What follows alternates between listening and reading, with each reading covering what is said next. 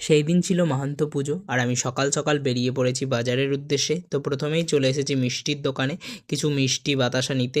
তারপর গিয়েছিলাম সাথী টেলিকমে মায়ের ফোনের চার্জার নিতে, এবং চার্জার নেওয়ার পরে চলে এসেছি ডাক্তারের চেম্বারে দাদুর জন্য নাম লেখাতে। বাট চেম্বার যেহেতু বন্ধ ছিল তাই আমি ফোনে নাম লিখিয়ে দিই। দেন এখন যাচ্ছি বাড়ি। আর বাড়ি এসে দেখি এইদিকে তোড়জোড় শুরু হয়ে গেছে। দেন বাড়ি এসে খেয়ে নিই পুরি তরকারি, যেটা আমি দোকান থেকে এনেছিলাম। খাওয়া দাওয়ার পরে স্নান করে আমিও রেডি হয়ে গেছি পুজোর জন্য।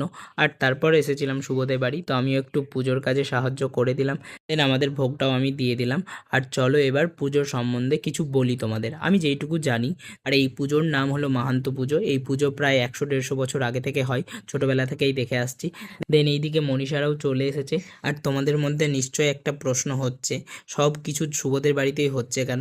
আসলে এই পুজোটা শুরু হয়েছিল শুভর দাদুর হাত দিয়েই, তার জন্য শুভর বাবা জ্যাঠারাই করে থাকে। আর এইদিকে কথা বলতে বলতে আরতিও শুরু হয়ে গেছে, তো তোমরা আরতিটাও উপভোগ করো। আর এইদিকে ওকে দেখো কি সুন্দরভাবে হাততালি দিচ্ছে কীর্তনের শব্দ শুনে, বিষয়টা কি কিউট না? আর এইদিকে তারপরেই শুরু হয়ে গেছিলো যজ্ঞ। তো এইদিকে যজ্ঞের সাথে সাথে হচ্ছিল কীর্তন, যেটা সবাই খুব মন দিয়ে করে। পুজো হয়ে গেলে নিয়ে নিই প্রসাদ। তো আজকের মতো এইটুকুই, টাটা।